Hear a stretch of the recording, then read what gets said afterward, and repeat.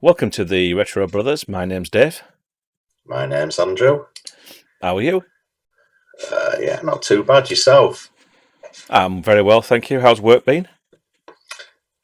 Yeah, busy this time of the year as always. People trying to squeeze things in before the festive season. That's it. You got plenty Although, of projects going on? yeah, a lot. Well, yeah, lots planned for next year. So people trying to, as always, they get to sneak things in for before the end of the year. But yeah, We're all in the corporate world, so the cogs move a little bit slower for you guys, don't they? I'm in a smaller sort of company environment, but things get a bit more hectic and chaos in our environment. So it's interesting to see the two sides of it. yeah, it always happens, and it's a corporate. They talk about it for so long, scratch their heads, and then all of a sudden it's got to be done in a day. So yeah, that's a normal case. It's the life we live, unfortunately. Okay, so what we're going to talk about tonight? Yeah, so tonight we've got a fair bit here. We've got flavour going on, so we've got some data center stuff. We've got some console wars. We've got a birthday, another birthday. We always do a birthday every week with again with a bit of a retro flavour. And then obviously we've got the good old Microsoft Flight Sim, and we're going to discuss future gaming as well on It's different devices and the promised specs of our computers that we've built. the PC spec that we never did. Yeah, yeah. Third Yeah, episode in, we've got it. Yeah. yeah. Do you think you reckon you've got it bagged? I don't know. I did it. I did it, and then I realised I built a PC for years. So I mean, there's when everyone. I think everyone went through a phase of certainly in the '90s, late '90s, early 2000s, probably up to the late 2000s. Really, building your PC were cheaper than buying one. Um, you know, I mean, I love to do it. You swap things out and look, putting the motherboards in, different, building your case and that. And then it just died out. Everyone moved on to laptops, and obviously nobody builds their own laptops. And then it's gone full circle. But I think these days, though, well, depending what we've spec'd up, I just don't think it's cheap to build your own. You might as well almost just get it like we've just done tonight, get it spec to get it built and sent out, rather than going to computer fairs as we did and buying cheap hardware and peripherals. Yeah, that's the thing, isn't it? You could go to one of these computer fairs, someone would book out a hall or a leisure hall or something for a weekend, and you'd be able to go in there and get new and old hardware. Yeah, And I liked just it. I thought it was great because there was a lot of different stuff, but it did, I I don't think there's as much to me. I don't think there's as much selection around anymore. no, It's certainly more uniform today, and that's for certain on the manufacturers. But I think, yeah, I mean the excitement's sort of gone in a way, but the cases have definitely got more flashier. So it's LED lights galore these yeah, days. you've got LED on your RAM, you've got LED on your coolers, you've got LED at the front on your fans. You've got random LED strips inside the casing and that lovely smoked glass to show off the internals that you haven't cleaned for a while, and you can see all the dust collected. It Yeah. looks great for the first few months, but if you don't make sure that that's clean inside, all that air gets sucked in. Yeah, I mean, all the pieces I built in the past, I wouldn't ever imagine putting a glass side on mine either because my wiring it would never tidy. It would just like right, it works, throw it in, put the side on, it's done.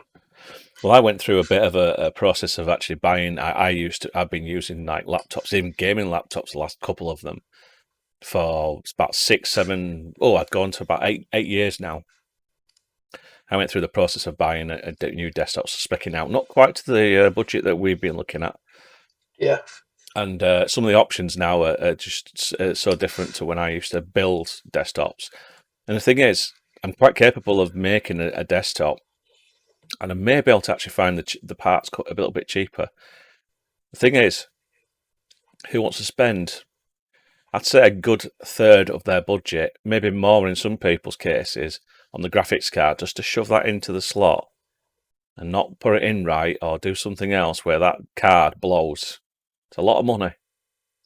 You know, you might spend about £200 years ago on a good graphics card. These days, you're talking sometimes half or even more of your budget I mean, on a good graphics card. I've even forgot to put thermal paste on my CPU and all sorts in the past, you know, and it's like, right, it'll be all right. You couldn't get away with it these days with the amount of cores you got inside them. So yeah, there's a lot. I mean, I think I built one where I didn't. I think I forgot the legs on the between the case and the motherboard, so it kept shorting out. Yeah, so I mean, you know, it's an interesting sort of journey. Obviously, we're going to go through some specs, but and when I wouldn't build jumpers, one now. Yeah. I remember when I first opened up a PC when I was building one for where I used to work, and it was like, where's the IDE cables? You know, what these tiny little things now? SATA? What's SATA? I want my IDE back. Bring it back. Yeah. So yeah, it's changed a lot, and you know, there's companies out there now. You know, build some great PC systems, and if you get the price right, they're competitive. Let's face it, who goes to PC World now? Well, unless you're buying that Mac. Well, yeah, that's the thing in it these days. In fact, it's weird actually. You got a PC World these days, and I mean, they still do the I've got one of these at home type things themselves. So, oh, you've got one of these at home.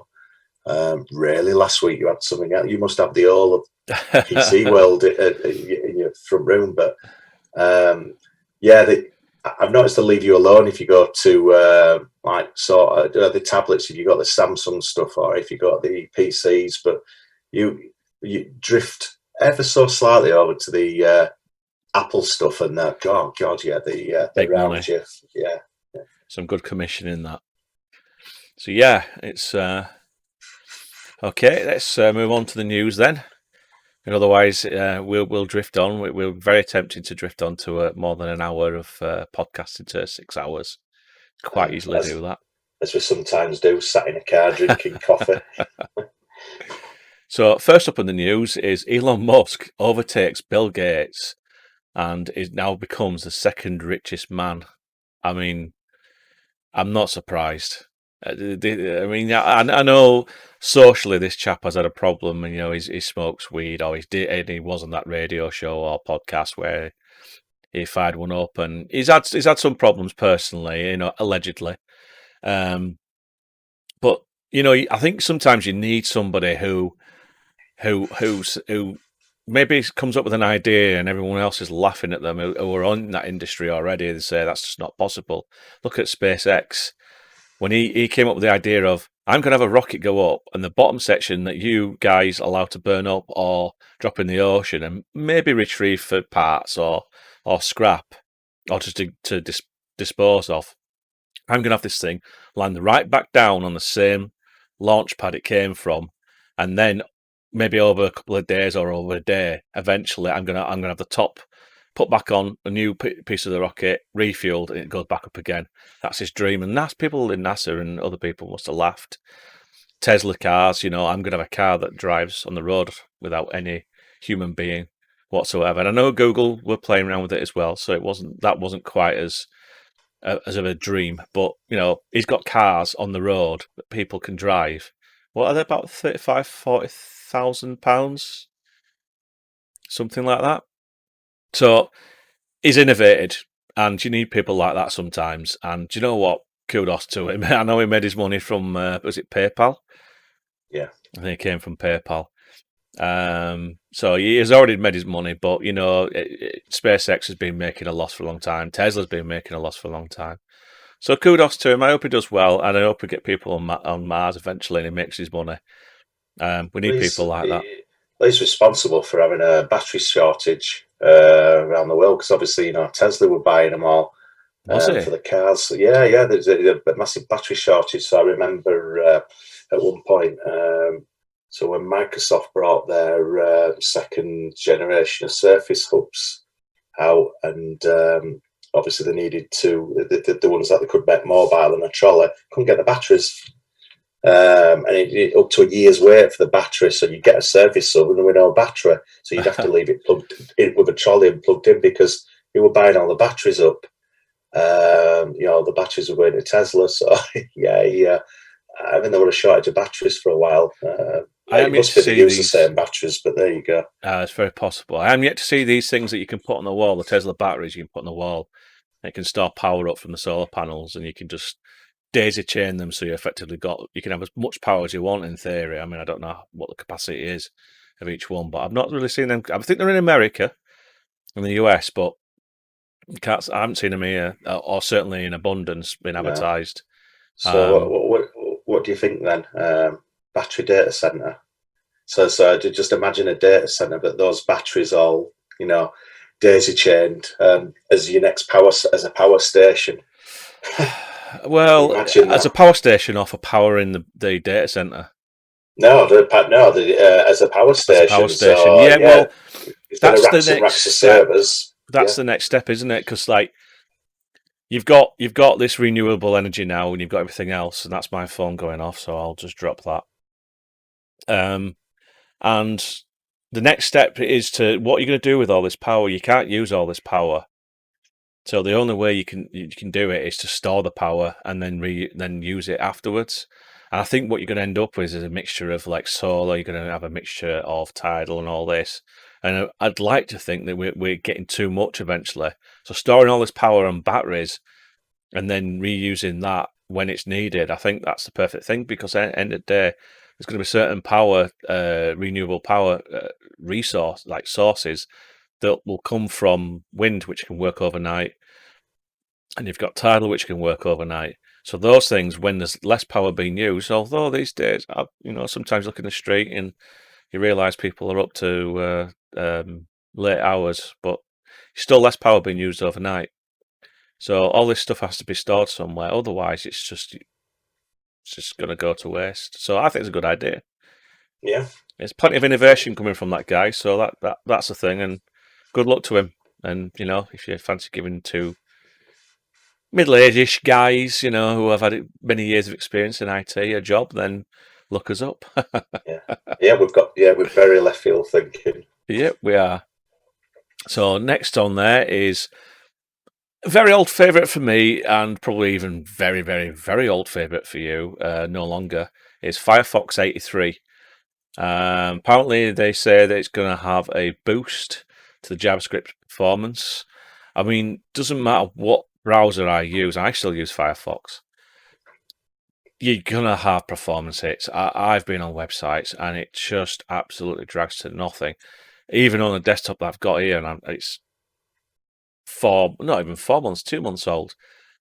And I see websites dragging to a halt because you've got advertising getting pushed through, you've got streaming adverts, you've got JavaScript being executed all over the place.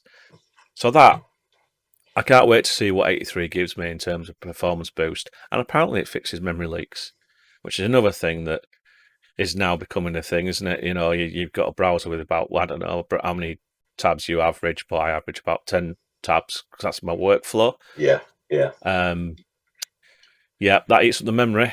Mind you, I've got enough in this, but if you're using just a work laptop, which I'm not at the moment because I'm working from home, that's going to kill a machine. You've got machines out there, Windows 10, I don't know, 2-4 gig in them still. 4? Well, actually, no.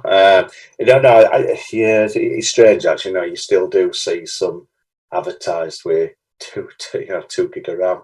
These cheap, I don't know. I don't Surface knockoffs.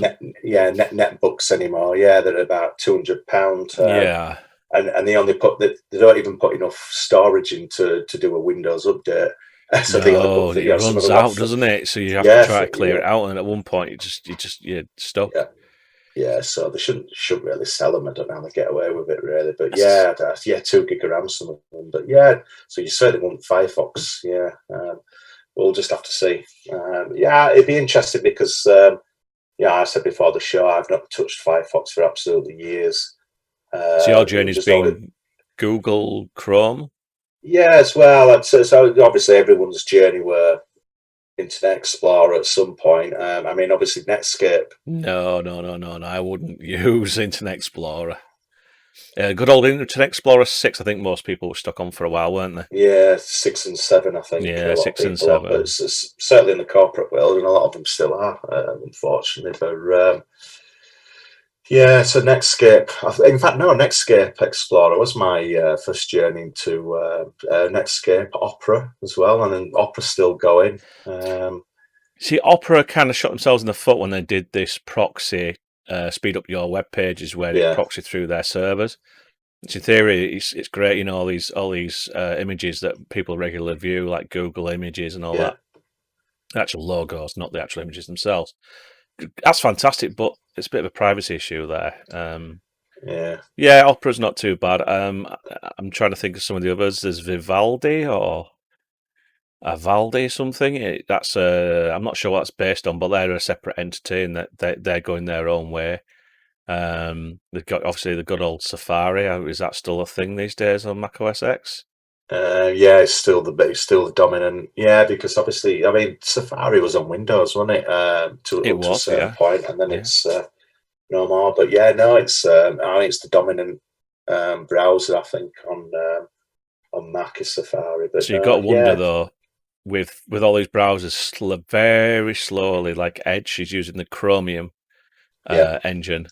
Obviously Chrome and all the others, a lot of them are using the Chrome engine now. And you got to wonder now with Firefox, and I think they're still using their own as far as I know. How long before are they going to give in? You know, they've lost a lot of money that they used to get because there's less users, there's less people yeah. who have Well, got you're gonna investment in it. you've got people. So sorry, it's I suppose it's down to if you're developing a website and 80% of your browsers are Chromium based or Chrome based, what you're going to do? Where you're going to bother about the other small Yeah, percentage? it's not quite as bad as it used to be, though, is it? You know, you'd have Internet Explorer and they'd put their own HTML tags in there, and Yeah, they'd have their own JVM at one point when they tried doing it, and then they knocked back for trying to do their own Java. So yeah, they used to do their own extensions at one point, but you know, generally speaking, now you can go onto a website or you can go to, I don't know, something like Zoho or 365, and it'll generally work. But yeah, you're right. There's times when obviously someone's been developing in Chrome only, and they've just not yeah, really checked any other browsers. It'll be interesting to see. Maybe that's a topic for another time, talking about the browser wars, because I think there's only going to be one outcome of that one, but who knows? yeah. Certainly, yeah, I think we should because I think certainly the history of the browsers, because there's been a few browser wars. Oh yeah, there's been a few of Ne- those. like you say, Netscape, were to be honest, we're going to eat internet. Internet Explorer, where Netscape was going to be the number one browser. I don't know what happened to it, but it'd be good for us to. I didn't AOL buy Netscape or I somehow. believe so. I think it became AOL Netscape, but by that point, Yeah, it lost its battle anyway. Because who wants yeah, to get a browser where you're sort of walled in this little mini internet called AOL? yeah, exactly. So I think, yeah, so yeah, it'd be interesting. I think that's a topic for another day. Yep, But definitely. that's yeah, So the next one is something that's actually affected us because we use a podcast service which uses Amazon services. I mean, let's face it now, who these days doesn't use Amazon services for something? I've used Amazon services in the past. It's so easy to fire up multiple databases, containers, VMs, anything you need just to get that little bit of infrastructure going or a lot of infrastructure going. So this week we had an Amazon services outage. According to one source, took a good chunk of the internet down. I mean, what it basically means by that is just the services out there. They did refuse to sort of comment initially, but then they announced that it was localized in North America. But there are a lot of services that are just based over there. So yeah, I mean, I won't name names, but some of them like Adobe that we don't use because I don't want to name names we do use went down. Roku, so the people who wanted to stream stuff over Roku, they lost all their services. It took them a long time. I think it went out a good day yesterday in terms of how long it was down. It was just constantly people like Roku going, it's going to be back up soon, it's going to be back up soon. And they were essentially waiting for Amazon to sort out their issues. The full story's not out yet that I've read as of today, but I will do an update next week and just sort of let's do a synopsis of that, I think, and sort of try to understand because, and again, we may need to tag this for another day. Someone like Amazon now, their AWS is so big and so powerful in terms of what you can do with it, and so many people use it. It's becoming a beast. So when a huge chunk of the AWS infrastructure drops for whatever reason, you're going to have a lot of services that are just going to drop with it. You know, the basic websites that you assume is a website is just a front end, and it goes to so many services and back end, and certainly the one that we used does. So yeah, it's only going to get bigger as AWS. There's only going to be so many, and there's going to be more and more people. I want to put a shout out to DigitalOcean. I want to also put a shout out to Vultr, and the two, in fact, actually Linode as well. And there's two little sort of three companies that I've used in the past for VMs. Some of them do multiple OSs. Some of them basically just deal with Linux. Do you know what? If you want to get away from that Google, Azure platform, and you maybe want to try something different, those guys, you know, I've never had problems with them. They have outages like everybody else, but let's face it, you know, nothing's 100%. But I still have services on some of those, and they're rock solid. So having the big guys take care of your infrastructure is a good thing until they go down, and when they go down like a giant. What's your thoughts? Yeah, I think I mean it is amazing. So that some of the things that do use Amazon services, even things that you wouldn't even think of. You know, just using even just little bits of things that they'll go, well, you know, they back that off to Amazon services for, and it's amazing how many actually mix and match as well. So they'll use Azure for computing backend stuff, but then use Amazon services then for doing these sort of people are going into sort of the AI type things or automation as well, or the other way around. So it's just fascinating, and I'm interested with people that seem to be able to mix and match. So, you know, a lot of people go, you know, it's either Azure or it's Amazon, you know, or, of course these others, but yeah, a lot of people pick up plus points from them both and somehow manage to combine both services. Yeah, there's plenty of hybrids out there. Exactly, and that's probably a good thing. Maybe, you know, if you get an outage, you're not relying on one. But it depends. It depends where your service sits and what part you service. But yeah, I think Amazon are going to eat up a lot of the smaller ones. I think going forward, there's no. It's hard. I think it's hard to be niche these days in that without them sort of services. So yeah, I think it'll be hard. I hope we don't just end up with a two. But yeah, I've never personally looked at much, to be honest, Amazon services personally. I've dealt with it through work, but not in a great deal. Yeah, I think there are some good ones out there that are big providers, and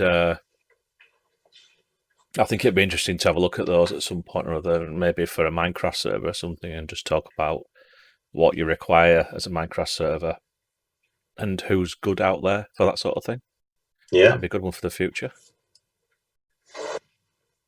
Definitely.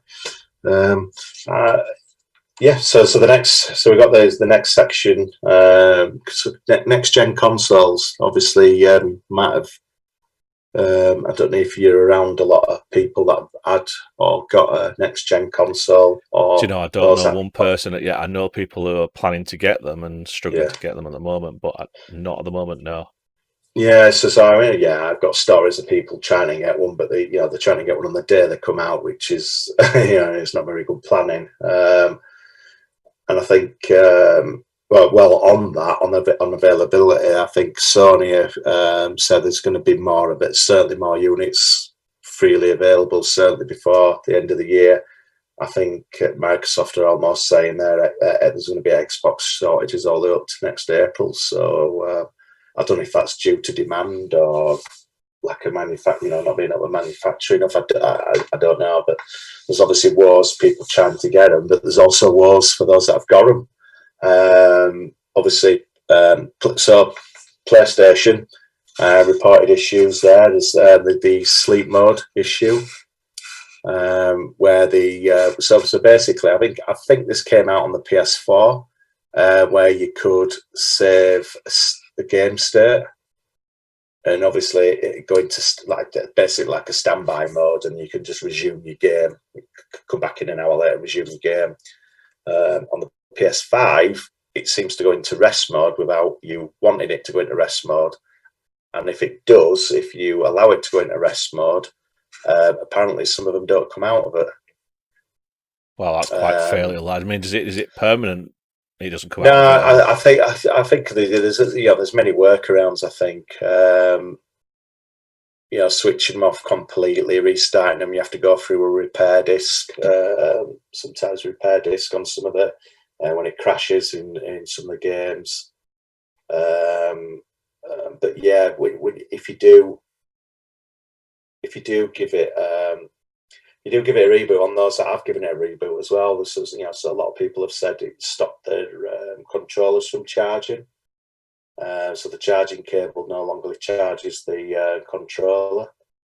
So they're having to quickly find their mobile phone chargers and charge their the things. But it doesn't look like, it doesn't look like it's been patched yet. People have come up with workarounds. Mainly, a fresh restart from the main menu, and don't let it go into sleep mode again. So I think you can turn sleep mode off, but there doesn't seem to be a patch out for it yet.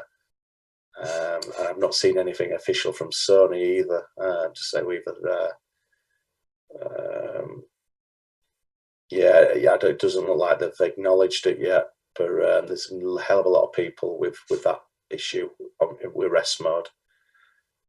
So if you go, if you go into, for anyone that's got PS5, if you go into settings, power saving, and then select the set time until PS5 enters rest mode option, from there select don't put in rest mode, just until Sony do come out with a fix. I've obviously got a console, I've got the Xbox One X, but I've never really wished it had a rest mode or something where no, it's so very laptop sure. when you've got a battery. Yeah. It's not really something. Okay, you want to save some power. Let's face it, these guys are using a lot of power because they'll have some powerful graphics cards in them. Yeah. But can you not just save it and then shut down? Yeah, you'd think so. Unless people maybe some convenience on what they need it for. But yeah, there could be. But I've never wanted it. It seems more of an inconvenience than anything. It certainly will be something. At the moment, yeah. I mean, I switch off on laptops for that reason. Putting hard drives into rest and stuff like that. It's. I suppose even putting anything into rest mode, because it's not starting up properly from cold. It's starting up halfway through a cycle. I'm sure that must do something to your hard drive eventually. I'm not too sure, actually. I mean, it's obviously I'm going to have to write something to the hard drive, certainly the memory, unless it's got some sort of bizarre memory in there. But once anything goes to hibernation, it just dumps its memory to the drive. Yeah. So yeah, I suppose with the SSDs aren't quite as bad as they used to be. But years ago, SSDs, you've too many writes to them, and that's it. A bit like SD cards. So SSDs are much better now. But yeah, you could be using more cycles than you need, instead of just purely saving the game at a point that you can do it and shutting them down, which then it's not dumping a load of data. Whether or not that's going to really affect the overall life cycle of SSD, who knows? It'd be I hope you're writing these down, but that might be an interesting one to find out. With SSDs are failing on a lot of writes to it, because there are, I think, still finite amount of writes to a SSD. Yeah, certainly earlier SSDs didn't have a very good lifespan. No, and you use them just purely for the operating system. You stored your files somewhere else just for that quick boot. But yeah, we'll have to do some research on that one and come back on that. But yeah, okay, we'll have to look at that. So yeah, and also with PlayStation 5 owners, a lot of issues with people downloading games but queuing, so it just stuck in a queue. Sony have said that's a bug. So queue for download or after download? No, after that. So you download a game, and obviously if you're queuing a download, it just sticks. It's just queued, doesn't move from being queued. So if there's nothing else that it's downloading, it's just stuck. Again, but Sony have actually said that this is a bug. A lot of people have, to get out of it, a lot of people have just basically done a factory reset on the consoles to get out of that. But Sony have now come up with sort of a workaround. It's on their Twitter account. So if you start your PS5 in safe mode, by holding the power button until you hear I think it's a second beep, and then it basically rebuilds the database, which I think is the 5th item in the menu. So it comes up with a menu, so rebuild the database. That's like a workaround. Okay. And I think if it happens again, you have to do that again. So it's not. Yeah, so it's unblocked. So it's almost, I don't think it's clearing cache. I don't know what it's doing. So the database must be corrupt, which is why it's stuck. So obviously, wherever database it's using to catalog games as it's downloading, obviously there's nothing there else to queue. But the database is obviously corrupt, so it still thinks there's something else. It's waiting for something. But so they have come out with that. So again, that's another biggie. Is that because a lot of people now don't buy physical games, they'll download it. Oh, there's the updates to download. But people buying games, there's always updates to download. Huge amount of data as well. We're not talking megs, we're talking gigs and gigs. Some of these games now are ridiculous in size. I mean, we'll talk about it. Like Microsoft Flight Simulator, it hasn't even got all the textures you need for the game already on it, but the base install is about 119 gig. Without any updates. So yeah, some of these games that are going to be coming down on the PS5 are going to be huge. Yeah. Talking of wars, there's another set of wars for a different console. Yeah, that's right. Yeah, so we're not just going to bash Sony here with PlayStation. So yeah, Microsoft Xbox. So I don't know if this is just tied to the Series X. I don't know if it's also the Series X, but certainly on the Series S. And it probably is actually because the S isn't 4K full UHD gaming. So I can see why it probably would work on the Series X and not on the S, because I think, so this is so Ubisoft, Assassin's Creed Valhalla. So obviously Ubisoft have come out this week and said that they're working on a fix. There's frame rate issues reported on that game. And again, it's it's a Day Zero title, launch title, something else where there's an issue. I think with that one, but so it works perfectly on the X. We don't have the same issues. No, I'm just looking. So following dig data, so it emerged that so the frame rate dips below 60 FPS on the Xbox. Actually, no, bloody hell, no. So actually, poor old PlayStation gets it on this as well. So it was first reported on the Xbox Series S, where the frame rate would cap to 30 FPS permanently, which is, it's not good. No, it's not. I mean, just to remind me, because I find it really easy to work out what PlayStation is what. So you've got PlayStation 1, 2, 3, 4, 5. Perfect. Yeah. I love that. Then we got how Microsoft decided to rename, a bit of a bugbear, their Xboxes. So we got Xbox. Yeah. Then we've got Xbox 360. 360. And then, then we assumed 720 next, but no. No, they decided to do Xbox One. Xbox One. And then the next one? And then the Xbox One S, which basically gave you, well, it was slimmer, with better, I think better heat dispersation of the, so better cooling for the CPU, but it also gave you 4K video. So it allows you to do Ultra HD for video and films, but not for gaming. Although I think it did upscale games, but not to full 4K. And then they decided to bring out the Xbox One X, which was 4K gaming. Obviously, that had a better CPU and graphics card, better NVIDIA graphics card in that. And then they decided now it's Xbox Series X. But we've also got Xbox Series S. Yeah, so the S is the cut down version of Series X. So I think it's digital only, and the Series S. But I don't think it's as powerful either. But it's a hell of a lot cheaper. But yeah, it's weird because obviously that's why they've obviously discontinued Xbox One X after I think only 2 years of it being out, because obviously they didn't want to confuse it then with Xbox Series S and Xbox Series X. But just to confuse you even more, they're still doing the Xbox One S. So here's the thing, right? So we've been able to follow Windows fairly okay. We had 1, 2, and 3, 3.11. We'll forget the minor versions, and then we had 95. Wow, 95. And then we had 98, and then we had a second edition of 98. And I'm not going to put down as a minor version because that was a major version upgrade to 98. Then we had ME.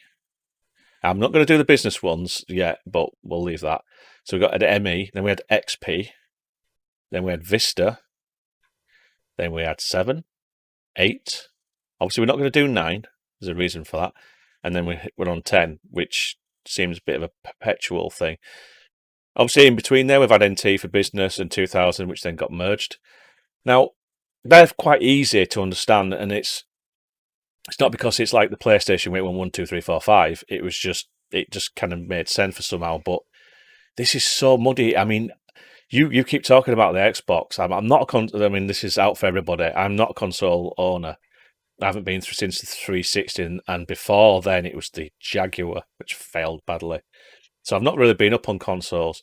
But it just, I don't understand the Xbox Series S and X. I mean, I understand they're obviously trying to go for a premium range and not so premium range. But what, it just doesn't follow on at all. I mean, I think they made the mistake with the 360. It sounds bizarre, but it's such a big number.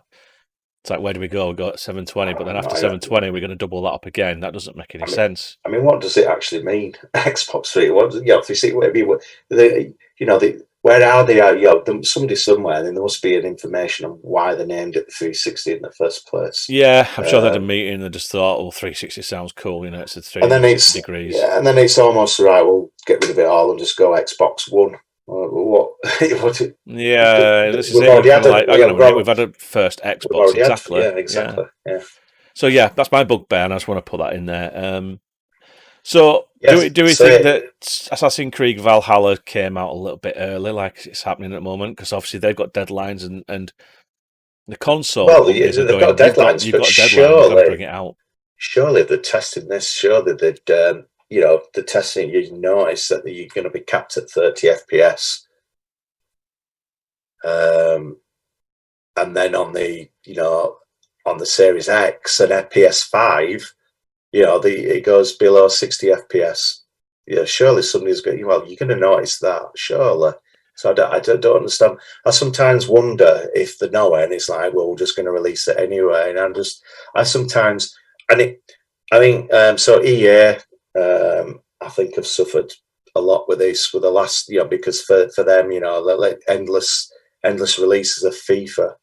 And I think the last couple of FIFAs have been the most buggiest releases ever. And I think if you ever actually look on the certainly on the Microsoft stuff, I think last year's FIFA, is it what, FIFA 20, FIFA 20, it's got a 1-star rating because everyone just absolutely, it had so many bugs, and it had so many bugs for at least 6 months, and I think even continued and stayed with some of them.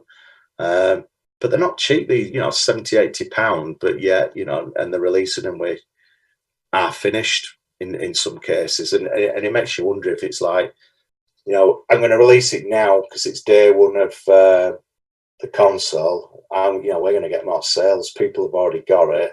Yeah, we'll fix it a few weeks later, but we haven't got time. We're just going to release it. Otherwise, we're going to lose revenue. So are they thinking about the revenue rather than the gameplay? That's it, and that's half the problem, isn't it? You've got it where they've been given a deadline. They're promising this as a next gen game, something amazing, sandbox, amazing world. You can walk around a little bit like some of the upcoming games. Yeah, so I think there's a lot of deadlines that these people are given, and they'll be paying a lot of money to bring out these next generation console games, and they'll be given a deadline, and it's just purely that they'll get to a point where they think, a bit like Fallout, and they'll say, "Well, do you know what? It's got bugs, but it has to be released. We're under pressure to release it." We'll talk about it later with another Microsoft product. They'll fix it, they'll update it, and it's getting to the point now where us, the consumer, are becoming bug testers. And some of these games, I would say, vaguely beta. They're not full release games. They're just accepting what they are. So yeah, and I think gamers do accept it more and more these days. But I think sometimes you've got to think, where do you draw a line? Because obviously, like I say, these games aren't cheap, so you're buying into it. And if it's on day one of release of the consoles, there's not many. I don't think on these there's not many titles out. So if it's one of only one or two titles you've got, that's supposed to take advantage of all the the latest hardware and specs inside these consoles. You expect it to at least perform it. I think it takes probably that and some of the hardware issues. I think it probably takes away some of the the gloss of getting your shiny new console on day one. And I think that's why a lot of people hold back. I think they do. I totally. think a lot of people do hold back. And on the 360, the Ring of Death was just phenomenal. Amount of, that was my first console for a long time, and I took that and I bought it because I saw somebody else's, and I thought, yep, I like that. Brought it home, and about 2 weeks later, I got the Ring of Death, took it into the store, and I went, that's not our problem.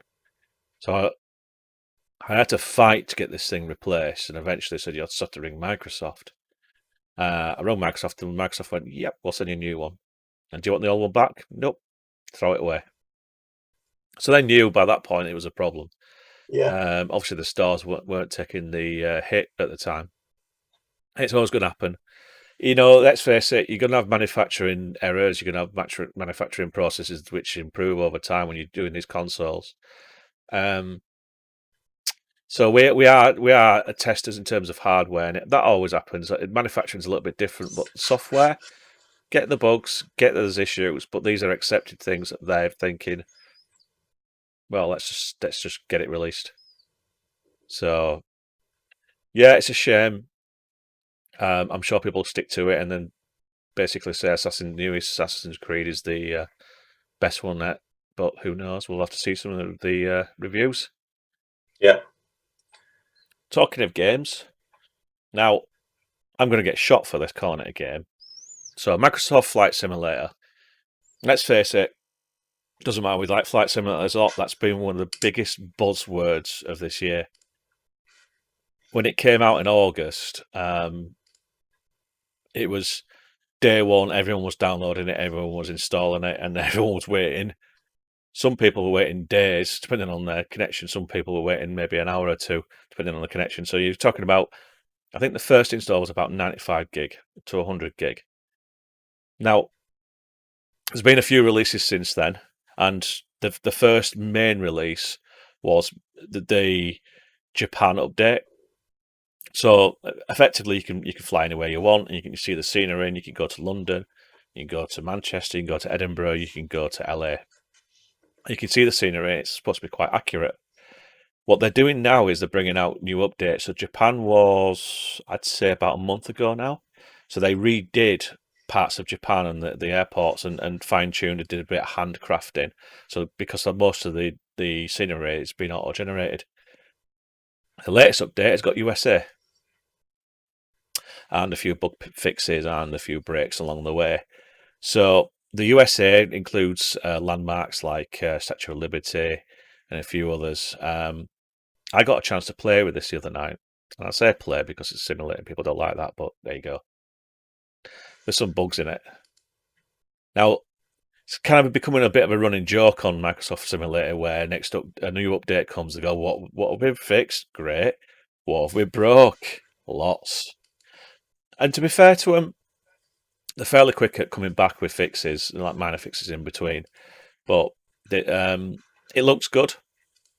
The scenery in USA has been improved. Now, I went to an area where the Grand Canyon had an airport. Next to that airport, there's this arched bridge that went over the canyon. And thinking, great, I'll take off in a nice little aircraft and I'll fly underneath it. They've still got hitboxes, or they're still like real squares. So instead of expecting like a rectangle piece of the bridge that goes along the top and you can fly underneath it, there's actually something there. It's just invisible. It's just transparent. So you fly your plane underneath thinking, I'm going to fly straight underneath this. You crash into it and you reset. So that's an update. Some of the stuff looks fantastic. The graphics, when you're flying over Florida or Washington, they've got a predetermined flight through Washington and it looks amazing. And they have fixed it, and the aircraft are getting better and better. But we'll go into that in some more detail. So the question is, where they're going to go next? Is it going to be Europe, Africa, maybe Australia? Who knows? But they are doing updates, and this is free scenery. If you were to look at this sort of scenery on some of the others, what we'll talk about, you're talking over £100 for this scenery. But something as good as that. And they've just added it into an update. And they've just added it into the update.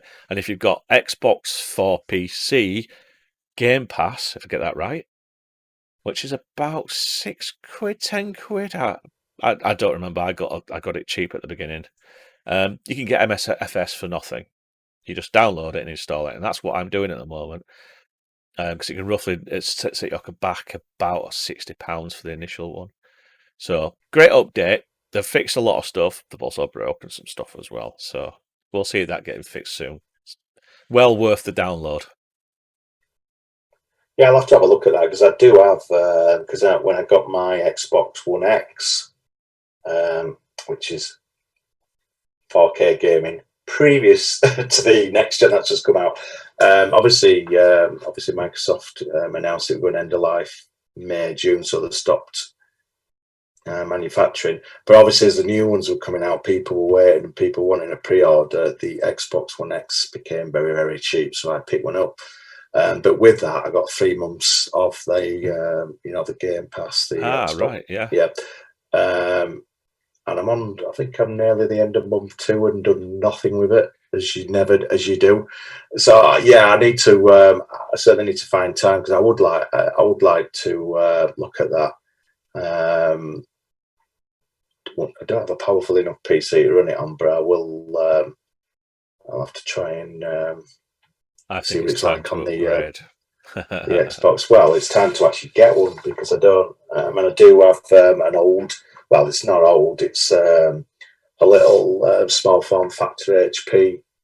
i5, 16 gig, but it's Intel HD on chip. So I've never So it does play games, and I do play old games like Half-Life 2, and it's got Steam on and stuff, and it's more for emulation more than anything. I've never, because I had my Xbox, needed to, but now in the last, I would say the last 3-4 months, I think I've sort of been pining for a PC.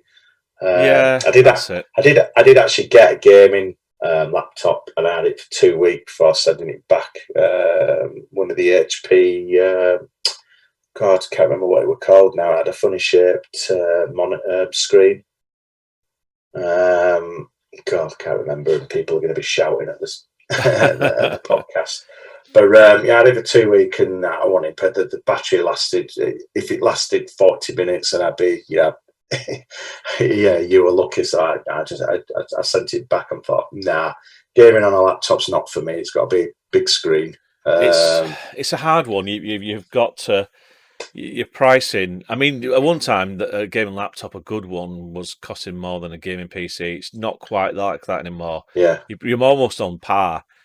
Obviously, the difference is in about, say, 1 to 2 years when you start seeing people get frame rate hits and they're thinking, right, my CPU's good, memory's good, everything else, storage, but I need that extra graphics card. I might not go to the latest and greatest, but I might step up from where I am. Can't do that on a laptop. I do remember Dell a few years ago, back in the noughties, where the actual graphics card wasn't discrete on the motherboard, and you could actually take it out and swap it out. yeah. It didn't last very long. I think, it was just too hard for them to manufacture, I guess, or maybe Nvidia or whatever decided not to do it.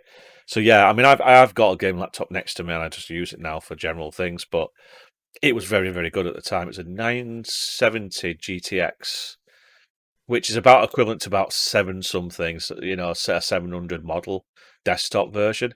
But I could play MSFS on that, be at about 20 frames per second on low settings for most. But yeah, I mean, that's the best one I've had so far. The previous one didn't last very long, in terms of being able to play games. So, and it is now a graphics card war. Yeah, and it's not going to get any better. So, yeah, I definitely would give it a go.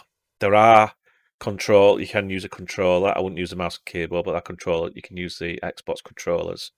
And if you really, really are addicted to it, there are obviously a huge amount of array of controls, but we'll go into that. So, happy birthday, Adventureland. yeah. So I think we try and pick a birthday now every week. So sticking on the theme of adventure games, as we did last week. So Adventureland, basically the first adventure game for microcomputers. It had its 40th birthday in October, so we're not. It's not quite. It's belated happy birthday. But Scott Adams, a lot of people in adventure games will know who Scott Adams is.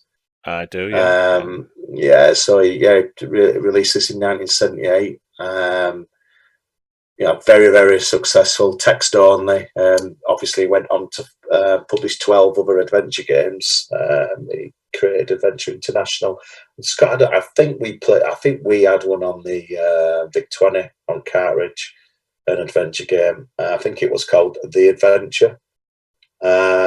Seems to ring a bell, yeah. Yeah, but no. So Adventureland Saga one. It's 40 years old. Text only. It's made you want to go and actually look for it, and I'm sure it's there somewhere, and have a bash of it. But I think Adventureland was one of the old. I think it was very hard as well. As probably a lot of them were text ones, because obviously you needed more imagination, so there are a lot more puzzles in there. But yeah, 40 years old. So does it not make you feel a little bit old? Well, yes and no. I mean, it seems like a long time ago. Yeah, I mean, 1978 we didn't have a computer, I think. No. So it was 1982, Christmas 1982, VIC-20. Yeah. Oh, actually, no, it wasn't. It would have been a little bit later than that, actually. No, thinking about it. It was Christmas 1983. Yeah, something around 83, 84, the VIC-20. Yeah. Our first Yeah, shared computer. We used to share computers back then. We didn't all have individual ones. yeah. I still don't know if I forgive us, my parents, for being blagged into getting the Victor. Obviously, they went to well, Dixon's, and who owns Dixon's now? PC, yeah, it's PC PC World, and Worlds, it's a yeah, yeah. they obviously went in there and they went, oh yeah, I've got one of these at home, and yeah, we need to shift these VIC-20s because they've been out for a few years, and these they're not bringing the children with them, so we're not going to sell them a Spectrum, which is what we expected them to come home with. And I think at the time, I think it were no, they sold us this because it'd be good because his dad at the time, it was for him, it had to be educational, and I'm so trying it to had think actually, to have a proper keyboard. because at the time I do remember a conversation about a Texas Instruments computer in Dixon's, and the guy said, "You don't get that one because that's too old now or something, or about to come out of date, and not many people use it." And then he suggested. Then we kind of expect. I can't remember whether he suggested that or whether one of our parents said, "What about one of those?" But we did end up with a VIC-20. I'm not too sure whether or not we made a suggestion on that Texas Instruments one. I mean, I don't even remember what it was called. I mean, I'm glad we didn't get that because I don't remember much Yeah, coming out for the Texas Instruments computers. yeah, no, I definitely remember them going and expecting them to come back with a Spectrum. Yeah, But they came back with with a VIC-20. But to be honest, all right, slight disappointment. They didn't come back with the computers we knew of, because I don't think I knew. I didn't. I don't think I saw a VIC-20. I think I saw the Commodore 64, but not a VIC-20. But it came with a lot. If I remember rightly, it came with a lot of stuff. it did, and I've mentioned this in the previous podcast. I do actually have Yeah, one of the original cartridges because yeah, you could use cassettes for games, and there were also cartridges like a console you could plug in. I think it was at the back of the computer. yeah. Well, that's where the adventure game that we had, what part of that? Yeah, but yeah, now we got that, and that's how we learned Basic, because we've got the introduction to Basic parts 1 and 2, and we went through all the tape, all the cassettes, all the listings, and Yeah, learned Basic on it.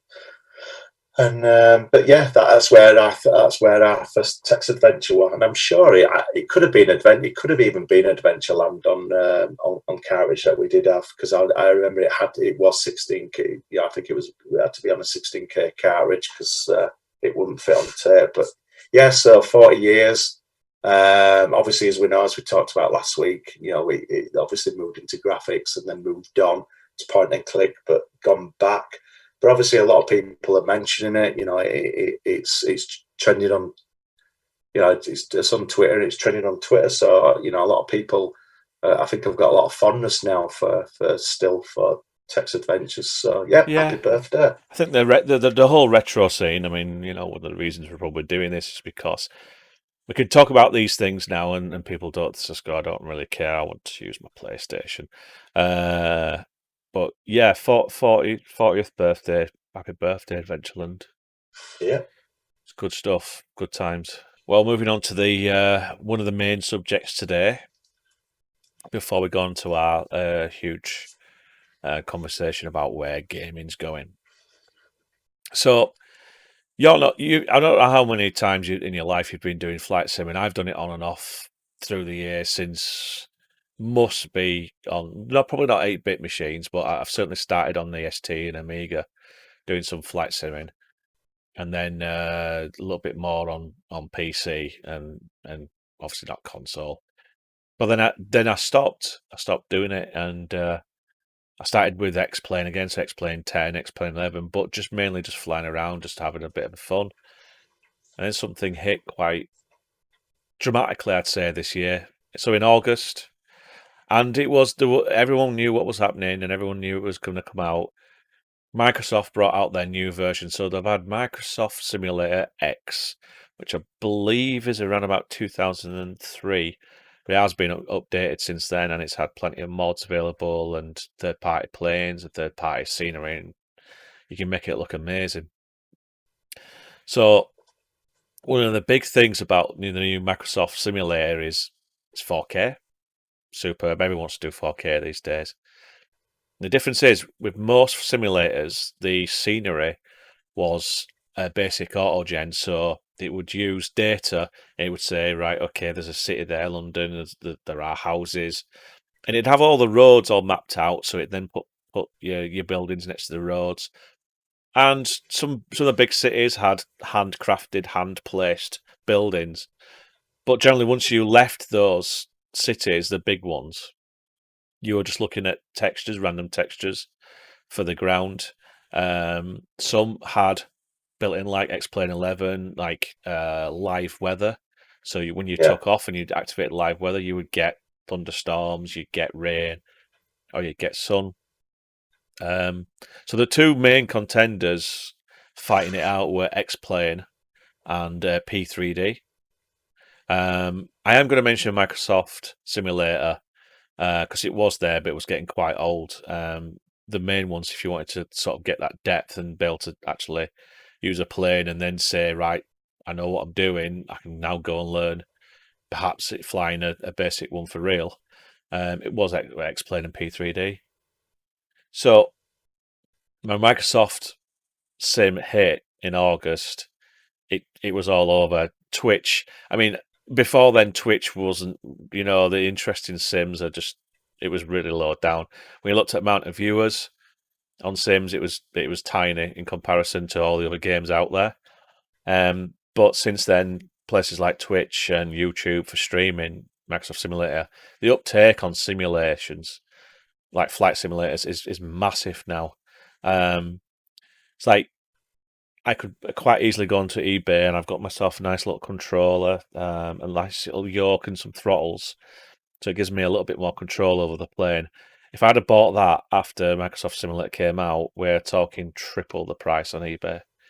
And you cannot get the hardware for love or money now because everyone wants that realism. Yeah. No one wants to use a keyboard and mouse. You can use the Xbox controls, as I mentioned earlier, but you don't want to use that. People are going straight for the big controllers, the yokes or the joysticks. So in terms of the people producing the hardware, they can't produce it fast enough. And same with graphics cards. When Microsoft Simulator came out, the new 3000 series NVIDIA, if you want to call them that, they were coming out, and they were the ones to get if you wanted that full ultra 4K experience, or in theory anyway. Graphics cards now and certain hardware like memory and storage have gone up in price and become quite hard to get at certain points because of Microsoft Simulator. People want that high-end look and feel. A difference between the two, you download X-Plane or P3D, you have default scenery, default everything. You can go away and buy it off certain people. There are like certain providers out there will do an entire UK, but you're talking about £100 for UK for X-Plane to make it look realistic. Great thing about, and I'll call it MSFS from now on, is it streams the scenery. So as you're flying over London, and it will actually download the ground textures as you're flying along. So this is completely brand new. The buildings were pushed into AI. I believe it's a company called Black AI or something. They used all the data, so they looked at a building and said, right, that's a building, that's a road, this is a stream, and it would automatically push the ground to where it should be on the right elevations. Or in theory, there are some out there that somewhere in South America you've got a runway which is about 300 feet pushed down into the ground like a big pit because the elevation's incorrect. Yeah. But this AI went through the entire world and worked out the elevation, what buildings should be where, at what position. And it all came from, now some people got a little bit upset by this, Bing Maps. So all the scenery that comes from Bing Maps was pushed into this for the ground textures. I mean, a lot of people said you should have used Google or you should use others, but they used Bing Maps because it's Microsoft. But this thing looks... Bing Maps, though, it's constantly updating, though, isn't it? And it constantly updating, just like Google Maps. Yeah. Yeah. Well, it is, but I mean, Bing Maps, you have more detail. You're right. this is the thing. If you want to upgrade X-Plane, for example, and I won't say where I live, but my local area, my local airport, I want to make it look good. I want to be able to fly over my house. I want to fly over to my local airport. I have to go onto a certain website and I have to download the tiles. So I choose who I'm going for. So I'll go for Google or Bing. I have to say at what zoom level I'm going to have it at. By the time I've downloaded it all, we're talking 20, 30, 40 gig just for one local area. I know people out there have got maybe 2-3 terabytes of data, of textures they've downloaded to make their scenery look better, and it's still is a tiny, tiny portion of the entire world in comparison. So it depends on where you are. Bing's better at certain zoom levels than Google, and then Google is sometimes better at different zoom levels. Or just in general, some areas are just absolutely awful on Bing.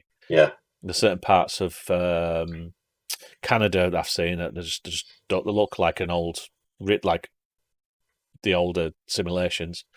And some areas look absolutely amazing. And it depends where it is. You know, if you're talking London, you're talking LA, you're talking New York, it's going to look amazing. Yeah. More remote areas, not so much. But this is why they're upgrading it as they go along on patches. So yeah, you can do that, and some do look better than others, but generally speaking, Bing's good. I think the stuff that they've managed to pull out of it is good. So you had ground textures, you had the buildings being auto-generated by this company that push it through AI, and then you just take off and you fly, and all the airports look fairly decent. They've got the buildings in the right place. They've got certain parts of the structure looking correct. I've seen it in America, and I'm not too sure if you get it in the UK, where you've got the 3D models, so you can see sort of the edges of the buildings. You can actually see the name of the store. So some of the big boys with the big stores, you can actually see the sides textured. So anywhere they've got the side textures actually mapped onto the building. I've flown over my house, and that's the first thing everybody does when they get MSFS. Yeah. You get in your plane, you get to the local airport, and you fly over. Looks good. They think I'm in a bungalow, so that's wrong. It shouldn't be a bungalow, but it's a semi, so they've got that part right. But it looks like the area you're in. The trees, all the trees and the foliage, have been extrapolated by the AI, and they've worked out the height of the trees, the density of the trees, everything. The rivers, where the ocean should sit, everything. So you can go anywhere in the world, even Alaska, and you find a little airport, or you can find a position, stick yourself there and fly. You fly anywhere you want. Whereas the other ones, you could fly anywhere in the world, but you won't see much, and sometimes you just won't see any textures. It'd just be a flat plane. Yeah. With a bit of patchworking. So we've come a long way. Now to the downside. If you want to take off in a nice little aeroplane, single prop, and look at the world and enjoy it, you've been for a good treat. If you want to get into an Airbus and you want to plan your flight and you want to get yourself up to a nice high speed, take yourself off to Barcelona or Paris, and you want all that lovely autopilot to take care of everything. And with Airbuses, you can set it to autopilot and it'll take you straight down right to the runway and slow the plane down. Yeah, you're not going to have a good time. The planes in the other simulators are so much more complex and so much well done in comparison. You can see where they've skimped on the models, so they look good. You can flick around with switches on the inside of the cockpits. It's all 3D. But then you start seeing little buttons that you can use on other simulators, and it's like it says no op, not operational. Yeah. Not operational, not operational, not operational. As you go along, you find that half the buttons don't even work. Seatbelt buttons don't work, and you know that might sound like, well, why would I want to flick the seatbelt? There's no one there. But that's what people do. People go through the procedure of taking off one of these big Airbuses or 747s. They want to go through the procedure of flicking all these buttons. That's just what they want, the realism. It's not there. They're good and they're getting better. And if you want to fly around with the smaller ones, like the TBM, which is like a single-engined aircraft, it's a good experience, and actually they are getting better. The Airbus is being that buggy at some point. You can turn on the autopilot and it'll kill you. Simple as that. And I've had experiences where I've gone in for landing and I've turned off the autopilot and it didn't turn off, and it's just carried on going and ploughed right into the runway. So they're getting there, but we're going to have to wait until at least next year for some of these third-party companies who build ones where, in theory, if you got in these things and you learn all the procedures and all the systems, you could get into a real aircraft, or certainly the ones that the trained pilots in, and you could take off and you could handle one of those things, in theory. Yeah, there's a bit of wait. The problem we're getting is they're fixing a lot of bugs, but they're also creating bugs at the same point. I don't know what's from, and I don't want to bash MFSS because I really like it. They don't seem to have quality control. They fix things and then suddenly it breaks again. Live weather at the moment, it's a bit hit and miss. You can click on it, you can plan it, and you can see, oh, okay, I'm going to get rain, I'm going to get lightning. And then you appear on the runway and it's sunny and it's just broken. So there are a lot of things broken in it, but what they've managed to pull out from August to now and to improve from August to now is one of the most visually pleasing simulators you'll ever come across. So if you want that visual experience and you want to see the runways, how they should look, and the airports, how they should look, go with one of them. If you want realism in an aircraft and you want to learn how they work and how it all works from cold, from switched off, to bringing all the systems up one by one, you need to be on P3D or X-Plane 11. Yeah, I suppose there's a bit of a sort of a playoff in between realism and it looking nice. Yeah, I suppose it's getting one of them to do both eventually. He'll get there this time next year. And who's going to get there first? Well, they have a small problem because they're third-party companies who build up. I mean, you get the others, and they've got so many planes in there. But if you want that extra bit of realism, you're paying money. You're paying £80 to £100 for a tutor level, a learning level plane where it's absolutely spot on. You get engine blowouts. You've got to work out what happens if certain parts fail with the hydraulic pumps. Are you going to be able to drop your gear down if something fails? It's all in there. And there are third-party companies out there that are now developing for MSFS, but they're struggling with SDK. They're saying SDK is poor at this level at the moment. So if they don't improve the SDK, we may be waiting a good long time before we get something that's close to being very realistic. The flight model's good. It feels good. You can feel the wind as you're flying in, and you can feel the effect of what's going on. You go over a mountain range, and you can feel the uplift. It's just not there yet. So if you want the realism, don't get MSFS. If you want something visually pleasing, you can take off an aircraft and learn a little bit about flying, the basics. Get it and get it on Xbox Pass, because you get that for a lot less than. I believe it's about £60. You can pay £100 and get all the planes, but you don't get much more. Yeah. Like I say, so Sam, a month and a half in my 3 months trial, so although I say I'll just carry on paying it, but I've not used it yet. So other platforms. So I think, so you couldn't, and he said, no, you got to do, otherwise people just shoot at you for no reason. And it's the same thing, innit?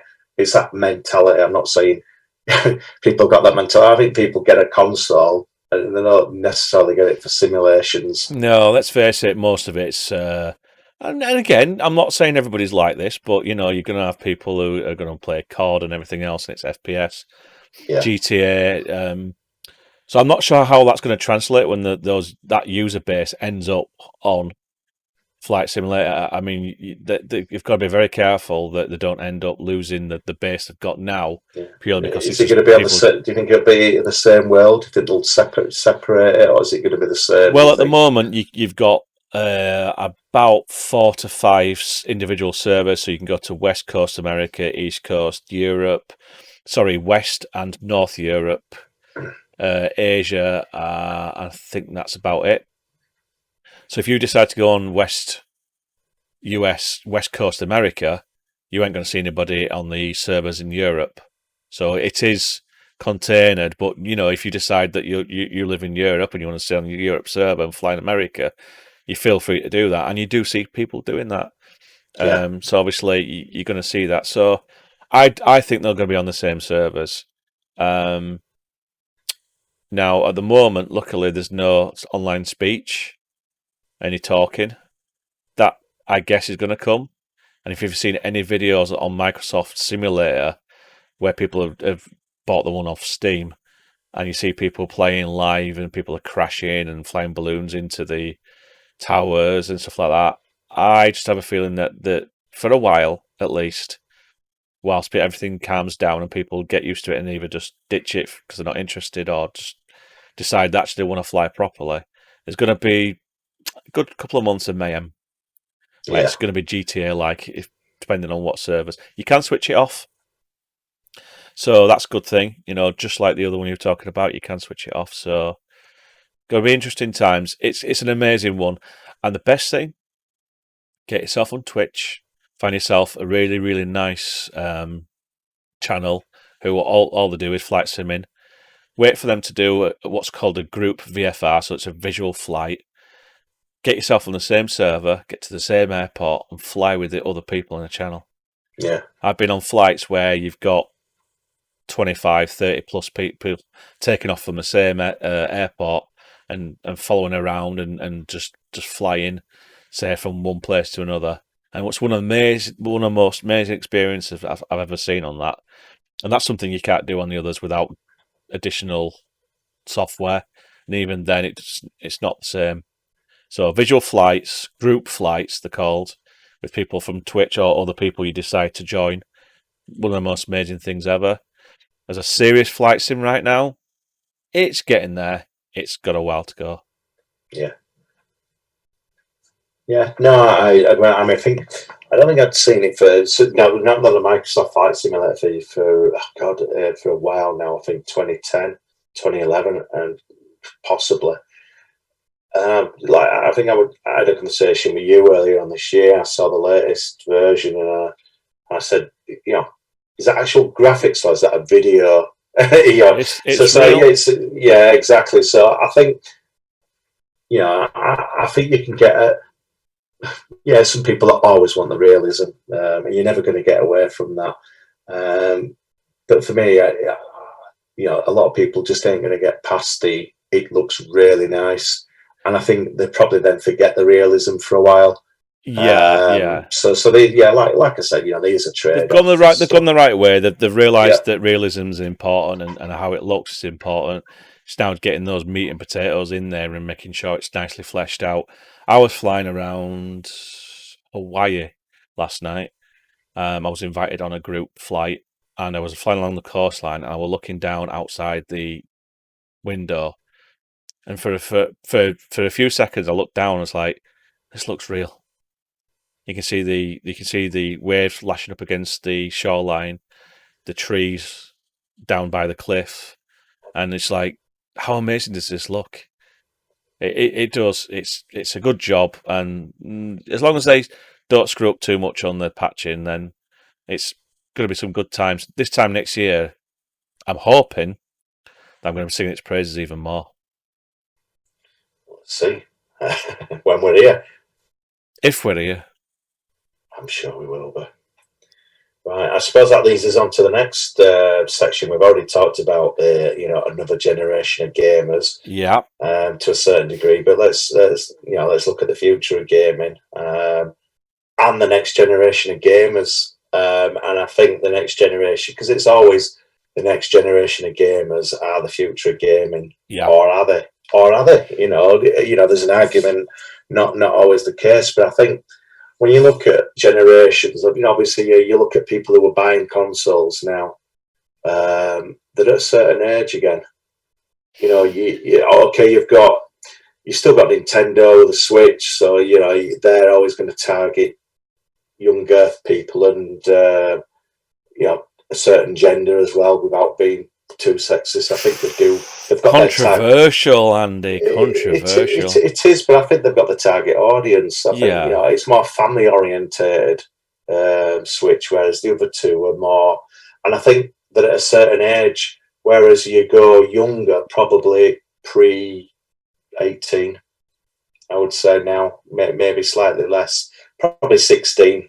16 or less, because there's people who've still got Xboxes and stuff, and they're 18, 19 and they've just left school. But I hardly know many, if any, really, who probably even been on a console or even interested in it, but yet their gaming is on tablets and phones, and I don't think they've. And it is a different experience, but I've tried playing a couple of games on the phone. I just it's my attention span. I just throw it to one side. I can't be bothered. A couple of simulation games on tablets I'll play, touch versions of other type of games. But when you look at young people now, and certainly before they even get into high school, they've probably never been on a computer, they've never been on a console. A lot of them, and I mean the games. You look at the graphics on the smartphones; they are good, but is that the future gaming? I'm not sure. Is the money there? Is the revenue there as it is on other platforms? That's the thing. So if the future gaming is tablets, it is phones. Are the gaming studios and developers of games, are they going to start just tailoring and basically dumbing down games? So all your games are going to be dumbed down, and so you're never going to get full-blown games anymore on consoles because nobody's buying them in the future. I don't know. What do you think? So, I mean, this is obviously all based on the fact that a future of gaming, tablets, phones, are they going to kill the traditional gaming? So, you talk about demographics. So that's sort of the reason for this. When I look at my kids now, and I give them access to pretty much every sort of tech I can find, but they always gravitate towards tablets and phones when it comes to gaming. I mean, one of my kids right now, it's Among Us, and doesn't matter what you play that on. You can play it on PC, you can play it on a tablet, a phone. A lot of kids now are playing that on the phone, and it's quite an easy game to do. So you just hold down your thumb and move the character around and press areas on the screen like most of them. And that's a massive game. That's a huge game right now. But there are people on PC who also play it as well. But there are other games now, and it's just you see kids and they're just tap, tap, tap, tap, slide, tap, tap, tap, and there's no interaction. I'm not seeing that buzz that you get. Certainly, even with a console. I mean, again, we're not slamming console owners because it is almost a slightly different sort of experience that you're going for. It's the adrenaline. It's the adrenaline, isn't it? Yeah, So and you see teenage kids, and you see people who are old in their 20s, and they're playing, and they're like playing COD, and they're like you can see the adrenaline running through them. Or they're playing something else as well, and it's not all FPS. Or they're inviting the friends to going online, because even now my daughter's got an Xbox, and so she goes online. Sometimes gets invited, if she's lucky, by a boyfriend to play with his mates. So it's almost social. Not going to it's more of a social. I think so for them type of it is a social event because online gaming is supposed to be social to a certain degree. Although I've never really got into multiplaying so much. So Among Us is online. You can play local, but you wouldn't. And that's all about online. It's all about. I don't know if you know anything about the premise behind it, but you've got people on a spaceship, you've got certain tasks, and there's maybe one or two killers, and they know that.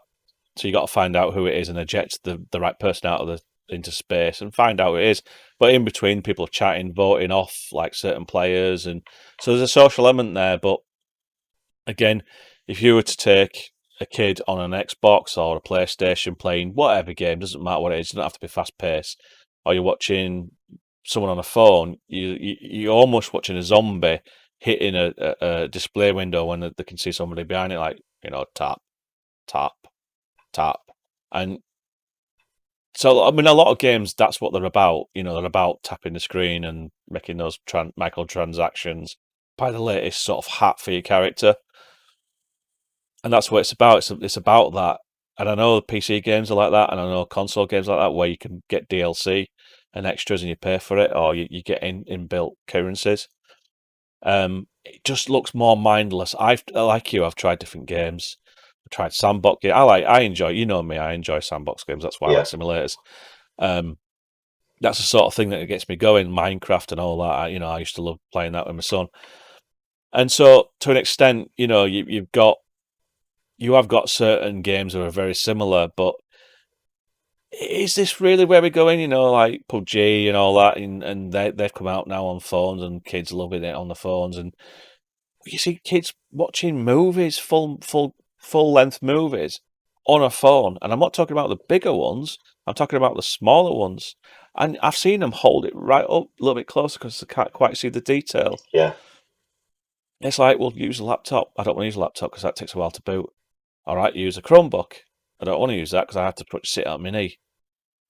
And it's like, they can pick up a tablet, they can pick up a phone. Yeah, it's almost an inconvenience for a minute, yeah. And there are a lot of games out there that are advertised and they're fake, or it's not what they show on the screen. So there's a lot of that going on as well. And it's just, is this it? Tapping on a piece of glass and just being almost zombie-like? Swipe left, swipe right, swipe up, tap, tap, tap, swipe left, swipe right, tap, tap, tap. And I see that, and it's almost a pattern on some games. And there's nothing there. There's no excitement. There's no, oh wow, I've done really well on that one. Sometimes you get it on some, and there are some good games on phones, but is that the future? Is everything going down mobile and tablets, Android, iOS, and everything, and that's where we're going? I don't know. I suppose you got to think about who the developers are as well. A lot of them are young. A lot of them have grown up with just developing on iOS, Android. So they don't know how to develop on anything else. And I think and the only way you're going to see things on other platforms is the next craze.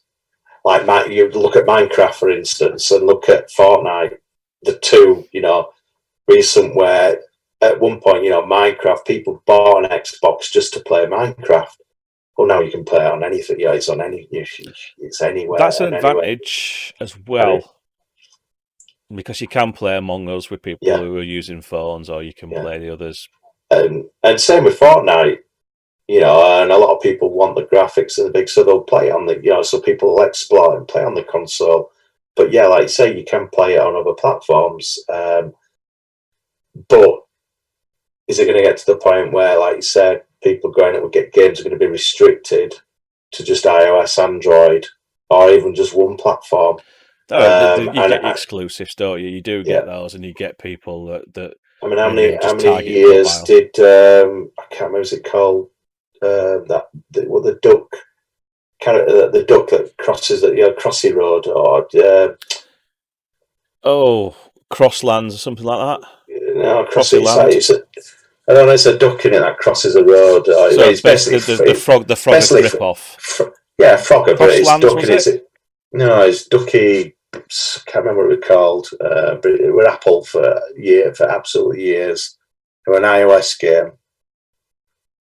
Yeah, there was a few. I think I even saw it on the one you're talking about there. I saw it on the Amazon Fire TV. Even came out for that one as well. I know which one you mean, because it actually came out into arcade after, I believe. Yeah, it's Frogger type game, but Ducky, I can't remember how they were crossing the road, and I think absolutely years it's just stayed. It went iOS, and then obviously they brought out for Apple TV, and there was this big blaze. Oh, look, it's now on Apple TV, and I'm looking for big wow, but it's now on any platform. Yeah, but for years it just stuck on one platform. And I think it's the same one I'm thinking about. Yeah, and that's it. I think cross-platform. I mean, there's plenty of Unity out there and Yeah, Unreal Engine. They allow you to just well, in theory, build the game as long as you've done it right, and you can yeah, click export and go, I've got iOS, export, I've got Android, export, I've got Linux. I won't go on to that. Export, I've got Windows. So you can export all these different platforms just by using one development pack, like Unity, and there you are. You've got a game. But I've seen games on Steam, and I won't name names because they're improving. And it was supposed to be a simulator game again. And when you play it, I was like, this is a mobile game. The yeah. graphics are mobile, the textures are low quality. Where's the simulation? Because it felt like it was just stuck to the floor. And when the developers were tackled, one of the developers went, "Oh yeah, well we are developing it for Android and iOS as well, so we are cross-platforming this. So you're going to expect that experience." Like, no, you're not, because a real developer, what they would do is they would have almost, am I an Android phone? Yeah, right. Okay, I'm going to use this texture, and limit and almost not develop separately, but say, right, I've got an arm where it's mobile, I've got an arm of the game where it's PC. You can play the same game, and in theory, if it's multiplayer, you can play against other people. But it's adaptable, and you can do that. There's some really lazy developers out there. There's some really Yeah, amazing ones where I've gone, you know what, top graphics, PC, no problem. That you've got the top end game. Oh, you've got a mobile and it's 2 years old. Great, no problem. We'll drop the look and feel of it, but you can still play the same game. The gameplay is the same. yeah, you have got that, and I think that's where it's going a hell of a lot. That people are just gonna, you can have more games are just going to be on iOS, Android. Kids are only just going to know it on there. I just don't see them. A lot of them now. I mean, look, this pandemic, a lot of people at home and working. Obviously homeschooling. Having to do the work from home.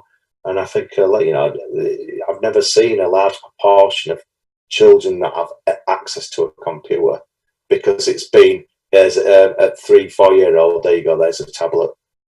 Yeah, well, there was something in the news about that. It's like slightly sidestepping, but it is sort of a result of where we're going. Yeah, There were kids who were, I don't know, what they call the family phone. So maybe the mum or the dad or they both had a mobile, and there were two kids and they didn't have a computer, they didn't have a tablet, and they were given the parents' phone.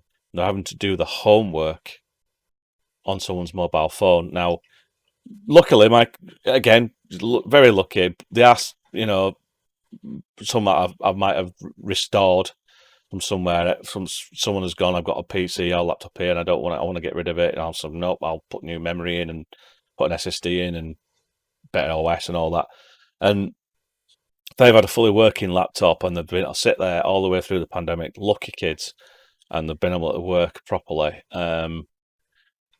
Now, some kids have gone, I don't care, I don't mind, I'll just use a tablet, I don't mind, I can just tap away on screen and type and feel as fast as I can do on kids with laptops. But and that's just kind of like when you see kids really young now, 3, 4, 5. If you were to hand them a computer with a mouse and a keyboard, well, first of all, they've got to learn English, and yeah, then next they've got to learn what all those letters mean and what the commands are, and what's that mouse with dangling from a wire. You have to scrape it around the desk and press these buttons. What do those buttons do? And now this is where I think gaming has come along a long way in terms of the amount of people who are gaming more on mobile and tablet. It's easy. yeah, And that is the problem, because the games are easy and to an extent, I mean, easy to learn, not to maybe complete. And it's easy to tap the screen. So kids are learning how to use mobile because they're intuitive. You can use your finger. This is your mouse, yeah, which is fine. But those kids are now, and I'm not talking mine. I'm not going to mention ages, but they're a lot older. So they're used to sort of a mixture of a tablet. And this is the sort of utopia you and I have talked about many times in the past, because we are Star Trek fans. And we've said that that maybe the future is you want to get your work done and you've got a lot of number crunching to do, or you've got a lot to do. You sit in front of a computer or in front of a laptop and you get your work done because that is the machine that you need. But if you need to look at something visually or just read some text or pick up a tablet, and that's the sort of the Star Trek, certainly the next gen, we're trying to portray that you've got a huge workstation, you can work and you can crunch your numbers and do that hard work. If you want to visualize something or just read something, you pick up a tablet, transfer the data, and walk away with it. And that's kind of where I was hoping we'd go. More and more homes got rid of the laptops, got rid of the desktops, certainly, because they didn't need it, because they just needed access to the internet for Facebook, for Instagram or anything else. That was their life. That's all they wanted it for. That's the other reason that the computers and the laptops started creeping into homes more and more, because they needed access to the internet. Now they've got better devices for them, for what they need, and it's a tool that they can use. So slowly, as desktops become more of a niche thing and laptops less so niche, because people still use them for work and homework and all the rest of it. So it's a more accessible piece of tech now, and kids, all they know in some houses is a phone. So they're going to grow up only playing games on phones and tablets, and that's it. Maybe when they get a bit older, in the 13, 14, they see the consoles and they go, "Dad, Mum, I want that console," or "Actually, I'm a PC gamer, so I want the next level PC." So you're going to get those that will branch off. But I honestly think for the majority of people, they're going to be sticking to a bit of casual gaming on the phones, casual movies watching or YouTube or whatever.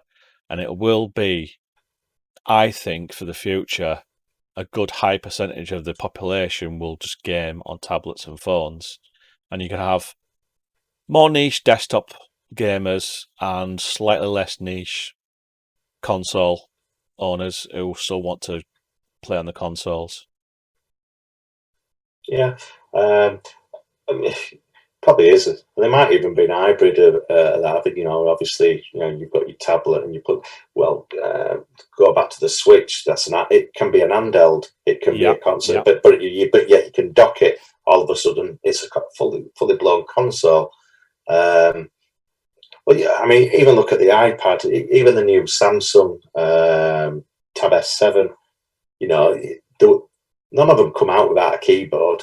You know, people want a keyboard. Yeah, a lot of people still want a keyboard for a tablet because there's certain things you can't ever do on that. So maybe it's like you know, and you know, I mean, the processor in the the say anyway, it's so powerful in the iPad now. I'll having said that, you know, I pick up an iPad and I don't see, you know, I'm doing something.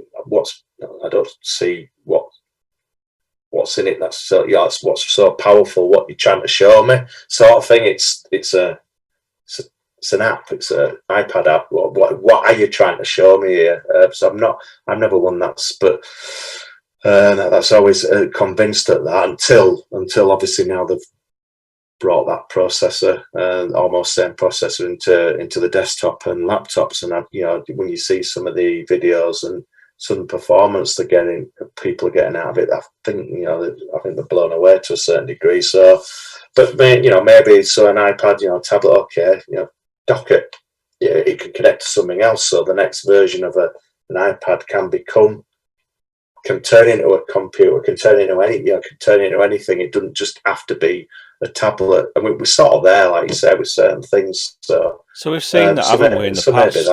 Yeah, we've seen certain companies try to attempt that. We've seen Canonical, who do Ubuntu Linux.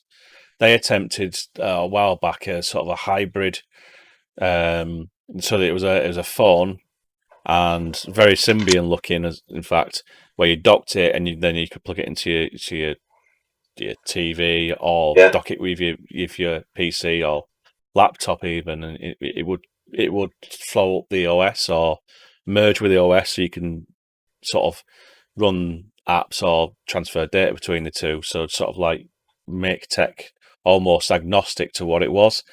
So yeah, Nintendo have managed to sort of look at that. You're quite right, because They realise that kids do use tablets Yeah. for gaming. So why not say, right, okay, kids, we've got to get going. You've got a 2-hour drive. Well, no problem. Turn it off, And that, undock, away you go. They can carry on and playing that's the what, game. and that's why it's been popular for a Exactly. certain age. Yeah. Exactly. So we're in a world where desktops are declining, laptops are declining. We're in a world where consoles, I would say the sales are pretty much what they have been. I don't know the figures, but pretty much what they've been for the last few years, I would say. It is what it is, and people just buy the latest. They buy the latest one, like people prefer Android, people prefer iOS. So you've got that, and I think the console market's pretty stable and actually probably growing to an extent, which is good. And then you've got a huge amount of people, everybody else, and which are quite happy to download that new game, Flappy Bird, or God knows what else comes out these days. And you know what? I take the mick, I take the pee a little bit about it, and just sort of like belittle it. But some people just want to pick up a device and just play something for 5 minutes while they wait for a train or whatever, and that's fine. But that I do think for the majority of kids who aren't hardcore gamers, and I think that's the point that you become interested in other devices. When you're just a casual gamer who wants to play a game, then that's what's going to happen. It's going to be majority is going to be the tablet and mobile. And for the other people who want a bit more hardcore gaming or a little bit more interested in gaming and just want to spend more time, it's console or it's going to be desktop. Now, the desktop, I think, about 5-6 years ago, we were reading articles about it's a dying breed. You're not going to see many desktops. And it's true. At one time, you went into someone's house, there used to be a desktop in the front room or the kitchen, and the family shared it, and they might play games on it, and might get access to the internet. But they died off, but they assumed that the desktop wasn't going to be something for the future. But they're now getting a resurgence, like Microsoft Flight Simulator and other games out there. Yeah. It's like, I want the best, and that is what's allowing people to sort of start buying more desktops. And it's hardware is look at Nvidia, look at the latest version of their 3090s. You can't get them. You're waiting months to get a top end graphics card. It's a huge resurgence. Yeah, it is. And well, and we're going to contradict ourselves here because when you go our favourite store, PC World. You go there now, and there's there's 4 rows of gaming chairs. You've got the gaming chair and monitors, and you've got kids sat on them, so they are getting interested, but they're probably more interested in the LED lights and the tower. So, I laugh, but I do sit in a gaming chair right now. They are quite comfy, but it has become that sort of thing, really. You can brand something a gaming monitor or a gaming chair and just change the colours, and you can charge a little bit extra for it.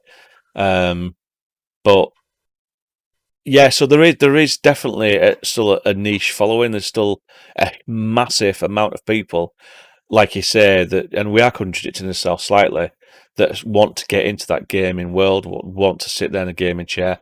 Massive amounts of people who want to stream what they're playing these days.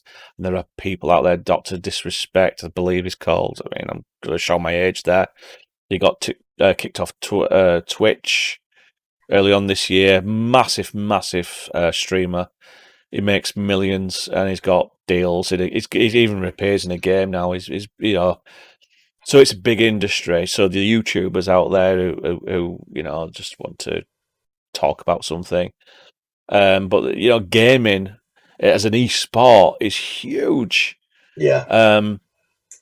There's so much money in it now. I mean, we're talking movie level budgets for games in some instances.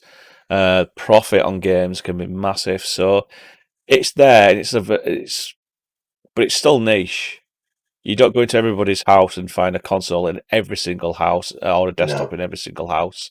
But you do see people gaming on tablets and phones. So what's the conclusion then? Is the future kids, say age, let's just start with a demographic.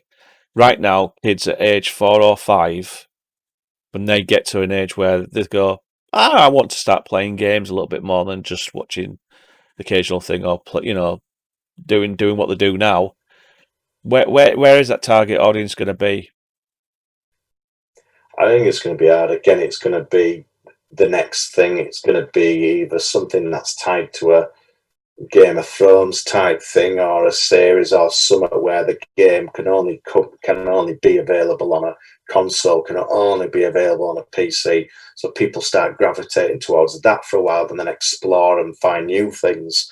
Or it's like you say, it's whatever the latest thing is on mobile. And I think it's whatever the latest craze is, but in the meantime, like you said, people are mindless, playing these mindless games, and they're not really concentrating half the time. Like you said, they're pressing things, but they're watching TV at the same time or doing stuff on. Yeah. So I don't know. I think it's whatever the next craze is and whatever platform it sits on. I don't think anyone's loyal to any platform anymore. Kids certainly are. You won't get, you've got some, my stepson, he's not, he's always grown up now. I've always had a PlayStation. I won't move off a PlayStation. And you've got that loyalty. Same with Xbox. No, I like the controls. I've always had an Xbox. I'll never move. But I think now it's like, well, what game's that on? I'll have that phone then. No, I'll have that phone. No, it's whatever it's on. And it just obviously so happens, everything's on these two platforms, Android and iOS anyway. So at the moment, I don't think it matters. So the buzzwords really in the gaming industry. Let's look at gamers. We've talked about MSFS. We've talked about a few others. We've talked about Valhalla. Well, obviously Cyberpunk. That's supposed to be coming out soon. Yeah, it keeps getting delayed, and I know there's all sorts of issues going on behind there. But that's going to be massive. People are going to go into droves buying that game, and so you can get it on console, you can get it on PC.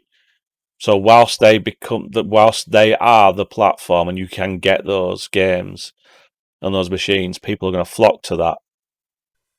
But at what point then, like you say, that these 4 and 5-year-olds, when they grow up, do they have a device and again, like you say, where you can take your phone, plug it into your TV, and they're that powerful, which there will be, that you can then just pick up a controller and play the next Cyberpunk? Yeah. It's very possible. And like you say, people are no longer sort of tied to a platform. And yeah, you've got people who want Xbox and stick to it because they've got their mates on there and that's the platform they know, on PlayStation. Yeah. But you know what? I've swapped around a few times. I've seen games on the 360. What, I've got to get that. But in general, I've been a PC gamer for a very long time. But yeah, okay, if I find that the desktop environment, the PC environment dies, and it's this hybrid phone with the best graphics card in the world, and you can plug it into your TV or monitor, and I can just say, right, okay, I've got a keyboard, mouse still, and if I want to be that sort of gamer, but I don't need that desktop, I don't need that laptop to do it, because it's only going to go that way. So yeah, you're right. It's going to be agnostic, and development companies who do Unreal engines and the other engines, they're going to continue to say, you want Android? No problem. You want iOS? You want them all? No problem. So you're right. The lines are going to blur, and I think the people from 4 or 5 now who will grow up to be gamers or just casual gamers are going to flock to wherever they want to flock. So if they want to just casually play Tetris, and I'm saying Tetris because I can't instantly think of something on the Android phone right now that I've played recently. If they just want to play whatever they want to play casually, I think, yeah, you're right, they'll just carry on using the phone. If they want to be the next level gamer and they want a gaming chair and they want that experience, yeah, they'll get a desktop or a laptop or a console. So we don't know, do we? No. The conclusion is we really don't know. And I think what you said earlier, they'll flock to wherever the main games are, wherever the latest games are, the best ones, and the craze. It just so happens at the moment there's a famous simulator out there, people flocking back to that. People are going, I'm buying that. I'm speaking to my mum and dad, and I want that Nvidia card 3090, which good luck, to be honest with you. And I want that experience, and I want Cyberpunk, and I want the Valhalla. That, yeah, I mean, they're going to flock to it. 20 years from now, I've got a mobile which can do what my desktop can do right now. Maybe. Yeah. Who knows? Yeah, and it goes back to the old age of the what emulation platform's best. Like we talked about the other week. Yeah.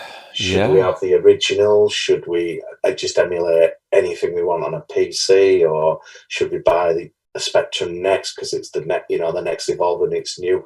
And again, it's about it. I think it's what you feel the best at. But again, some do. I don't care. I'll just emulate. I've got an emulate like me. I've got a small form factor, and I'll just emulate whatever I want. To a certain degree, I don't use it as much as I used to do, but it's there, and a lot of people do that. They use it for emulation, and they just same with Raspberry Pi. I'll just chuck everything on there. I don't care what it is. I don't care on the platform or everything. I've just got these. I just like these games, and I'll play it on there. So yeah, I mean that's where it'll go. I think loyalty is probably less so than it used to be. I agree to a certain degree. I agree, and like you say, the kids of 4 or 5 aren't going to care what platform. They're not going to cover. I prefer Microsoft to Sony. Yeah, you're totally right. I think it'll be Nintendo, Sony, someone else, Elon Musk. I'm just waiting for Alexa to be a gaming platform. How many times can we say Alexa and spark that off on somebody's on somebody's earphones? Exactly. Yeah. Well, yeah, there's the others as well in there. But yeah, when are you going to be able to ask them to put a game on, and all of a sudden, because well, you can do that. You can do that to an extent, and you've got on the Alexa now the equivalent of a text adventure game with cause it's all imagination. And yeah, okay, you've got the Alexas now with displays, and there are others available out there, and I don't know whether they have displays, but as an example, so yeah, you can have almost a little bit of visual interaction now as well. So yeah, you're right.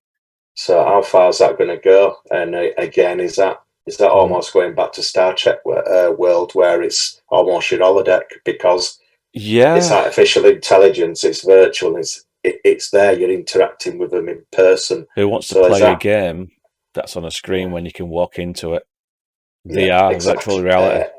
When you can walk into it, exactly. So we're going to have a merging of technologies, and we're going to have less loyalty to certain platforms. It'll be just I will want to use wherever those major games and those latest games appear on. Yeah. And as tech becomes more and more merged and more powerful, who knows what will come out? Who knows what someone will bring out? A phone with real VR headset. And maybe there'll be phones in the future, say like 10 years from now, which have been made purely for gamers, and you can plug it into your TV for your full screen viewing and gaming pleasure. So yeah, you're right there. So maybe on season 30 of our podcast, when we are very retro and we look back on what gaming is like, and you're probably right. People will just pick up whatever is the next thing where they can get the latest game. Exactly, yeah. So it's not just mobiles, it's not just pressing the screen, it'll be whatever comes out. Yeah. So that leads us on to a final bit that will quickly run through our builds. So speaking of latest gaming PCs, we didn't say gaming, we just said what PC. Well, so this all goes back to this came back to pre-sales, didn't it? So obviously the Xbox Series X came out before the PS5, and one of them were going on eBay for 3,400. Yeah, and it was what PC could you build for that? So we kind of like the specs are a little bit weird on the consoles. We said that they are hybrid, but they are based on certain manufacturers like AMD have done the Xbox, and I believe the PlayStation as well. But it's very hard to compare the specs. So it's okay. Let's go for. If we assume that at the moment they can push the frames at 4K, and they can do, and they are going to get better and more optimized as the developers become more used to the platform. You're going to have a kick-ass console which is up there. So forget PC Master Race on a good-looking game. You're going to get some amazing stuff coming out on those platforms in, say, a year or two. So yeah, we came up with a spec each. It was a bit of a competition. I kind of went for a less budget because I totally forgot what budget we were on. So I went for 3,200. And I think it just came about 60 quid less than 3,200. So I went for the AMD side. I've been an Intel user for a long time, but I'm finding the AMD's much better for the money. So if I run through, I went for a Corsair 465 RGB gaming case because RGB is the thing these days. CPU, I went for the latest Ryzen 5900X 12 core, and it was a standard 3.7 gigahertz, but it can be up to 4.8, and that was on pre-order at the moment. We should have actually said no pre-order equipment, really, but okay. Yeah, mine wouldn't let me pre-order, so mine were only what were in stock. Yours cost more money, so yeah. I went for the Asus 550, so that's good. 64 gig RGB DDR4 3200, so 3200 megahertz. Now graphics card, I had to go for. I had to make sure my budget allowed for an NVIDIA 390, which is again pre-order, so it's 24 gig card. In terms of storage, I had a bit of a mix up here. So I had a 500 gig Samsung 860 Evo, and then I went for M2 SSD, a 1 terabyte. So I had a bit of a mix there. I did a bit of a hybrid. So the idea with that is one of them's OS and one of them's for your data. And I went for a well overpowered 1200 watt platinum ultra quiet power supply, which it warned me that I didn't actually need that much. I think it was about 800 watts I needed. I went for the Cooler Master liquid cooler thermal paste because you've got to do that. Sorry, not liquid cooler thermal paste. I went for the Cooler Master liquid coolant system, which I've got here. And then I went for the Arctic thermal compound paste because apparently certain pastes are better than others. I mean, I'm not too sure whether that's a scam, by the way, but there you go. No. Sound card went straight for the onboard. Everything else is this whatever's on the motherboard itself. I didn't go for any extra graphics cards. Sound cards or anything like that because I think they're good enough for most people these days. And Windows 10. So pretty decent machine there. Nice bit of 4K ultra settings on my favourite sim. So what did you go for? Did you get a monitor? I did get a monitor. Do you know what? I missed the monitor out there only because yeah, I'm sure, yeah. I did. So I didn't go for a 4K monitor. I went for it's an okay monitor. I'm going to upgrade that next year when I've got a little bit more cash in the back pocket. So I went for a 24-inch gaming monitor, 1 millisecond, and it says gaming monitor just purely because the response time is slightly less. Yeah. But I went for it was just a HD. It wasn't 4K, it wasn't 2K, it was just a full HD monitor. So yeah, okay, I've got a graphics card which can do 4K, but I can't actually get that at the moment because I've gone cheap on the monitor. But I've got a full gaming system where I can throw a new monitor, nice top end curved Samsung 4K monitor, maybe a year. Yeah, I think it's so I've gone slightly different and probably a little bit, and this is where sort of it goes to show. Last time I built a computer, because so CPU and motherboard most important. In case everything else I could just update later, including the graphics card, but sometimes that can be the most expensive. However, so I went for the Corsair Crystal Series RGB gaming case. 570X, probably a little bit over probably what I needed, but again, I've left space in there for the air to circulate, keep it cool. I went for the Intel.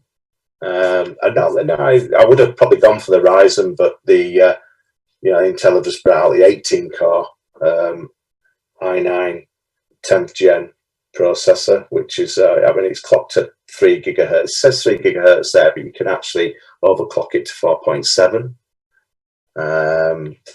But it's got a 24 gig cache, which 24 gig. Is that Gig?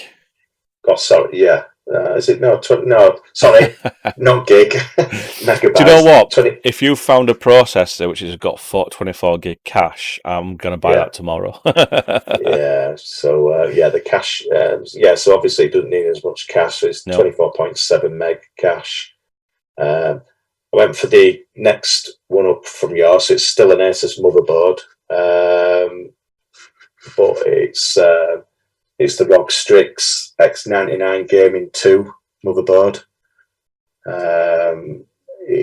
It's got more sort of expansion capabilities and for the memory, but weirdly enough, I only went for 32 gig of Corsair Vengeance DDR4 RAM. It's probably, with that CPU, it's probably enough. With that CPU, I think, for now. The only thing that probably let me down is the graphics card I wanted wasn't in stock, so I had to go for the GeForce 3078 gig NVIDIA. But it does do 4K, that. So I thought, okay, I'll go for that anyway. Then a 1 terabyte SSD SATA.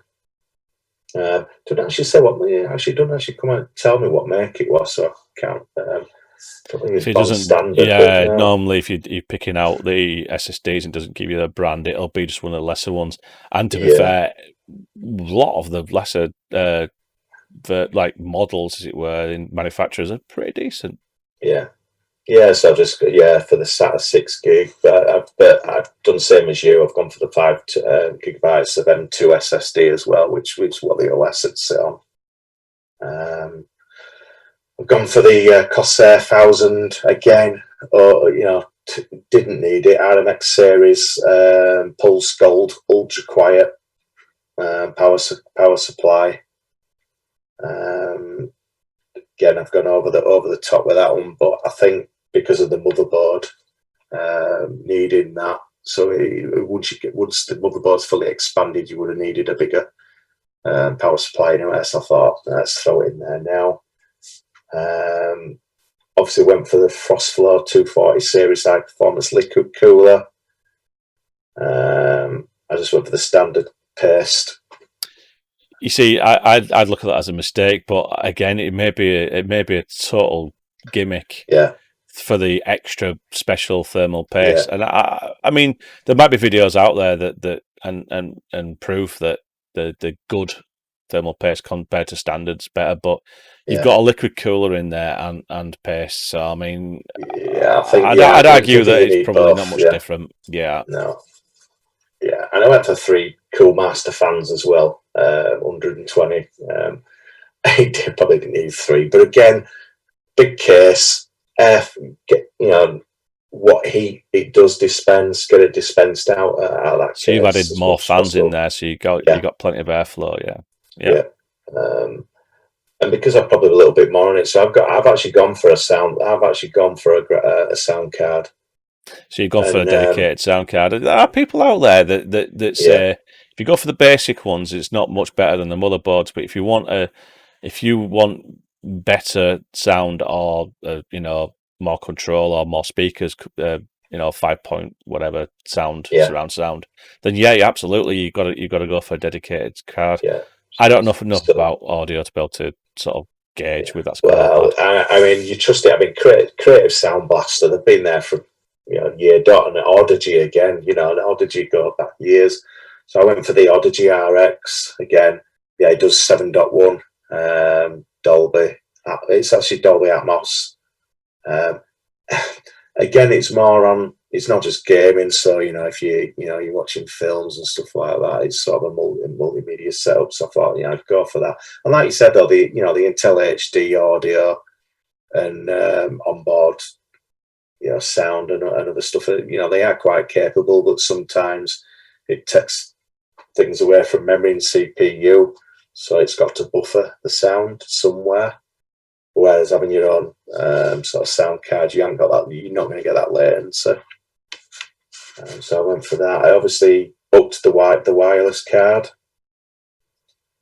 Again, I probably didn't need to because there is one on the motherboard. But I tend to find the sort of the wireless built into motherboards are not always the best antennas. No, the best no, things, and same with the LAN port. Sometimes can be the poorer chipset. Yeah, you can't go. You can't. To be honest with you, you can't go wrong with a good Intel wireless card. Yeah. They perform really well. In fact, I've done that on my last two laptops. I've made sure that I put a dedicated Intel card in those for wireless. So yeah, that's a good choice.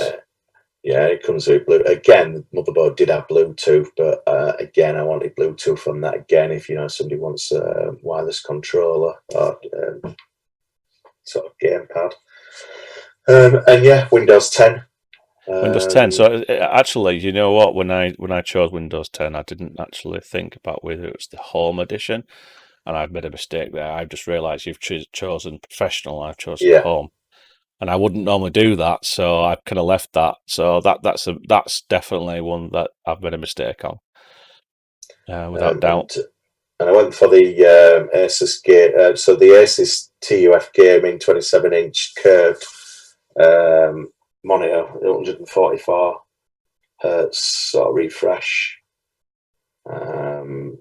Yeah, it's not the best, but good monitor, fast as well, so it's quick, so it'll do the job. But yeah, I wanted to get a nice looking 27-inch one for that, and I also went for the matching Asus gaming keyboard and mouse bundle as well. What I tend to do when I'm specking out something like this, I tend to avoid the gaming mouse combo from these places because sometimes they don't have a good set, or they have really expensive ones. Yeah, that are nowhere near as good as a good mechanical for the same amount of money. So I purposely left those out purely because I prefer to source those myself. Or I like I have now, I may already have a good keyboard, gaming keyboard, mechanical keyboard, and mouse, which is what I did actually. I already had those, so I just kind of like took them away from the laptop. I merely added it, to be honest, because there was still money to spend. So that's the thing. So we've got a bit of a mixture there because obviously I've got the better graphics card, but I've gone cheap on the monitor, where you've gone for the better monitor and a slightly less graphics card. But you're going to get straight from the box. You're going to get a better experience because is it 4K that one, or is it a full? Yeah, it's like a full HD. It's 4K. 4K, so you're getting the full experience. And okay, the graphics card won't be able to push as many frames, but you're going to get that 4K experience still. Yeah. So certainly we've gone for different tacks on that. So it's up to the people now, up to people out there to decide whether they think what I've bought is better or what you've bought is better. I would say we're almost equal in what we've done there. Yeah.